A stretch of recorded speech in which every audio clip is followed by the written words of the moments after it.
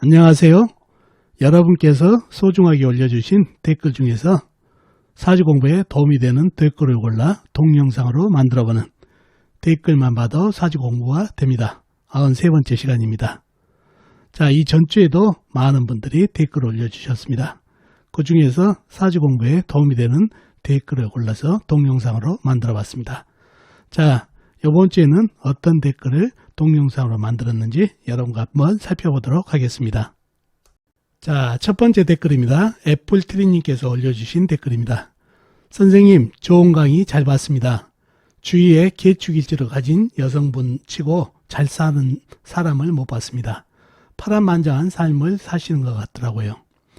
만약 개축일주에 여성분 사주에 토의 상태가 아주 좋은 배우자가 좋은 건가요? 예를 드신 여자분 명조에서 다른 오행을 바꿔서 가정했을 때 만약 축토의 상태가 좋다면 배우자가 나쁘지 않다고 통변해야 합니까? 만약 축토의 상태가 좋아지면 양이살이 더 강하게 되고 백호살의 기운에 더 강해지는 겁니까? 라는 댓글 주셨습니다. 댓글의 요지는 개축일주분들이 좀 파란만장하다. 그리고 개축일주를 하더라도 일지에 흙이 있는데 이게 여성분 같은 경우는 관이다는 얘기죠. 그래서 그 관이 만약에 좋다고 가정하면 배우자운이 좋은 건지 여쭤본 거죠. 사주를 한번 보면서 설명드리도록 하겠습니다. 자, 이 사주 팔자인데요. 정유년, 임인월, 개축일, 신유시에 태어나신 여자분이신데요. 개축일주가 상당히 파란만장하다. 주변에 보니까 그런 말씀이신데 개축일주가 좀 세죠. 일주가. 왜 그러냐면 여자분이시고 축토가 관이죠. 개수한테는 나를 극한 오이니까. 그래서 남편을 이성 배우자를 일지에 깔고 있고 축토가 뭐냐면 개수한테 양이살이 됩니다.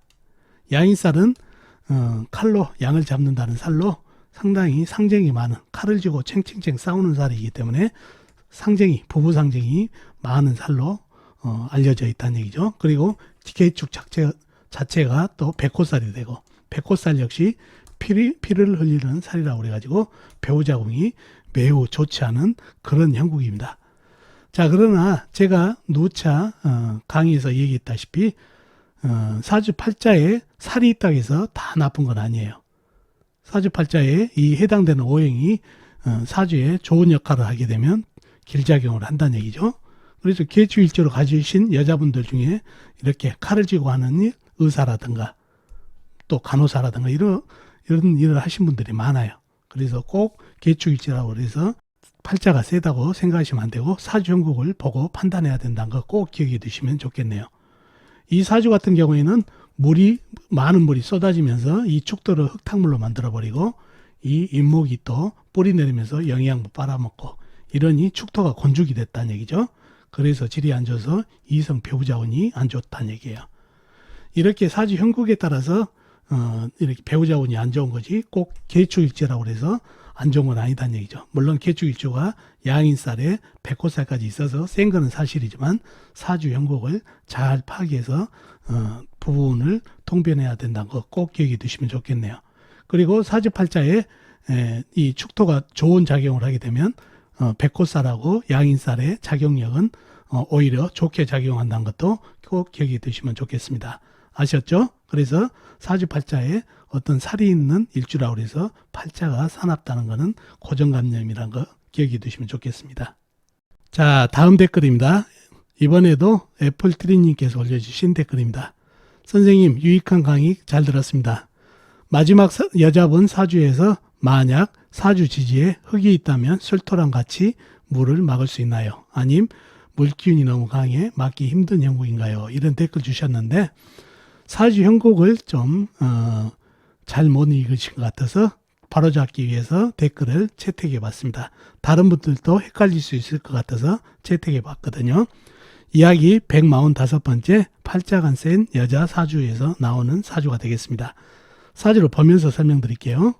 자, 이 사주 팔자인데요. 임신년, 임자월, 병술일, 병신시에 태어나신 여자분이십니다.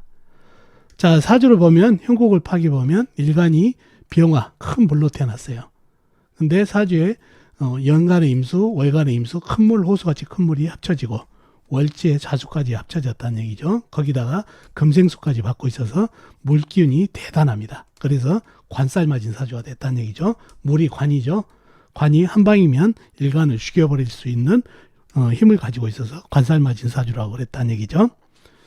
자, 그래서 이 물이 무시무시한 존재인데 이 술토가 이 임수를 못 막는다는 얘기죠. 그리고 지지에 또 뭐 예를 들어서 술토가 하나 더 있다든가 이런 흙이 있을 때 이 물을 못 막을 정도냐 이런 의문을 주셨다는 얘기죠. 자, 첫 번째는 이 술토가 하나여도 대항은 할 수 있어요. 좀 역부족이지만 그러나 이 술토가 하는 일이 지금 토생금을 하는 게 문제예요. 물을 막아줬으면은 일간에게 조금이라도 도움이 됐을 텐데 토국수 해줘가지고 물을 막아주는 공이 있었을 텐데 이 수토가 하는 일이 술토를 생겨버리니까 물을 막지 않는 것이 문제예요. 술토라든가 이렇게 큰 흙이 하나 더 있다면은 충분히 막을 수 있는 물이지만은 이 물이 이 흙이 딴짓을 하고 있으니까 문제가 됐던 사주입니다. 그래서 사주 형국을 읽을 때 이 흙이 힘이 없어서 못 막고 있는지 또 아니면 딴짓을 하고 못 막고 있는지 꼭 살펴봐야 된다는 얘기예요. 그래서 이 사주에서는 이 술토가 대적을 할 만한 정도의 힘은 가지고 있지만 물론 역부족은 역부족이에요. 그러나 최대한 막아줄 수 있는 힘은 가지고 있는 녀석인데 술토를 생각하느라고 물을 안 막아버린 게 문제가 된 사주팔자가 되겠습니다. 그래서 만약에 여기에 술토가 하나 더 있다든가 뭐 진토라든가 미토라든가 축토라든가 이런 흙 가지고는 이 물 막지 못하고 술토 정도가 하나 더 있다면은 막아줄 수가 있을 것 같은데 또 여기 월지에 있다면은 연지에 있는 신금을 생겨버리기 때문에 물을 막지 않는 경우도 생길 수가 있어요. 그래서 이 술토가 물을 못 막는 이유가 물이 강한 것도 있지만 술토가 신금을 생하는 딴짓을 하고 있기 때문에 이 사주가 많이 힘들어진 사주가 됐다는 거 꼭 기억해 두시면 좋겠네요. 아셨죠? 자, 마지막 댓글입니다. IJD님께서 올려주신 댓글입니다. 좋은 강의 감사합니다. 밖으로 나타난 자식성의 수기가 임수, 해수, 자수 셋인데 이 경우 자식이 많다고 통변하나요? 이런 댓글 주셨는데 제가 이 댓글을 채택한 이유가 바로 이겁니다. 사주 팔자에 들어있는 자식의 오행이 개수가 많다 해서 자식이 많다고 통변하면 절대 안 된다는 얘기예요. 사주 형국을 제대로 파악하고 또 여자분에게는 식상이 자식이죠. 식상의 기운을 잘 살펴야 되고 남자의 경우는 관성의 상태를 잘 살펴야 된다는 얘기예요. 오행이 질을 잘 살펴야 되지 개수로 통변하면 안 된다. 그리고 사주 강약을 잘 봐야 돼요. 사주가 약한데 자식성은 여자분 식상이나 남자 관성은 내 힘을 다 빼가는 녀석들이죠. 사주가 약해버리면 자식이 부담이 된다는 얘기예요. 그래서 오히려 내가 사주가 약하면서 자식성을 가리키는 오행이 많게 되면 내게 부담이 되기 때문에 자식이 없을 수도 있다는 얘기예요. 그래서 그런 거를 잘 보고 통변해야지 개수로만 보고 통변하면 안 된다는 거 꼭 기억해 두세요. 자, 사주를 보면서 한번 설명해 드릴게요. 실전 145번째 자식들과 남편이 원수지간으로 살아가는 여자분 사주에서 나오는 사주입니다. 자, 이 사주 팔자인데요. 신해년 임진월 신사일 모자시에 태어나신 여자분이십니다. 자, 여자분이신데 여자분은 식상이 자식이죠. 자, 자식이 해수, 임수, 자수까지 있네. 세 개가 있고 진토 안에 개수도 있죠. 지장간에. 이렇게 되면 자식을 셋이나 넷이라고 봐야 되나요? 이건 아니다는 얘기예요. 이 사주를 보면 신금이 상당히 힘이 약해요. 모래에게 힘을 다 뺏겨가지고. 신금은 한신이 돼버리고 진토는 흙탕물 돼버리고 나한테 힘을 주는 거는 무토밖에 없는데 토다금매되게 생겼다는 얘기예요. 사주가 이렇게 약하니 물기운이 부담이 상당히 되죠. 그래서 많은 자식을 대면 그만큼 부담이 되고 또 병약한 자식을 들 수가 있어요. 물론 이분 같은 경우는 자식이 둘인데 상당히 부담이잖아요. 자식하고 남편하고 싸우는 형국이다 보니까.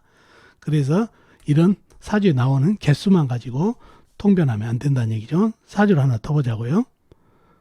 자, 예를 들어서 이러한 사주가 있습니다. 신유년 경인월 기사일 기사시에 태어나신 여자분이에요. 자, 여자분의 자식성을 보려면 식상을 봐야 되겠죠. 식상이 뭔가요? 흙으로 태어나신 분한테는 쇠가 식상이에요. 쇠가 경금, 신금, 유금이 있네요. 그죠? 자, 그러면 자식이 셋이겠네요. 3명. 이분은 무자예요. 자식이 없어서 고민하신 분이에요. 아니, 식상이 3개나 있는데 왜 그런가요? 물론 사환의 경금, 사환의 경금도 있고 이렇게 세가 많은데 왜 그런가요? 사주도 강한데? 이런 말씀 하실 수 있죠? 바로 오행이 지리라는 얘기예요. 이 세가 목생활을 받으니 큰 불한테 줄줄 녹고 있다는 얘기예요. 사주에 물이 한 방울도 없다 보니까 식혀줄 물도 없기 때문에 이 불기운이 너무 강해서 쇠가 줄줄 녹고 있는 형국이다 보니까 자식이 개수만 많았지 다 녹아가지고 형체도 없이 사라지는 형국이에요. 자, 이런 사주를 보고 사주 팔자에 나와 있는 게 자식성, 식상이 셋이니까 3명이 자식이 있습니다. 그러면 크게 오판이 된다는 얘기예요. 그래서 자식을 볼 때는 반드시 오행이 질도 봐야 되고 사주 강약도 봐야 된다는 거. 사주 하나 더 보자고요. 자, 이러한 사주가 있습니다. 무술년, 무오월, 계사일, 무오시에 태어나신 이번엔 남자분이시네요. 자, 남자분이면 관이 자식이죠. 관이 보면 흙이죠. 물로 태어나셨으니까. 흙이 하나, 술토, 무토, 무토, 무토. 상당히 많네요. 또 오한의 기토, 사한의 무토, 온갖 흙들이 너무 많네요. 그러면 자식이 많은 자식을 둘 수 있다. 이렇게 통변해야 되나요? 아니죠. 사주가 최악이에요. 그죠? 물에 내편이 거의 없다 보니까 거의 종살이 할 수도 있는 그런 사주가 됐어요. 이 흙이 부담인가요? 아닌가요? 부담이죠. 흙이 나를 죽이려는 관살맞은 사주가 돼버렸다는 얘기예요. 자식이 나를 죽인다는 얘기예요. 이런 사주에서 자식이 많다. 자식을 낳을수록 내게 큰 부담이죠.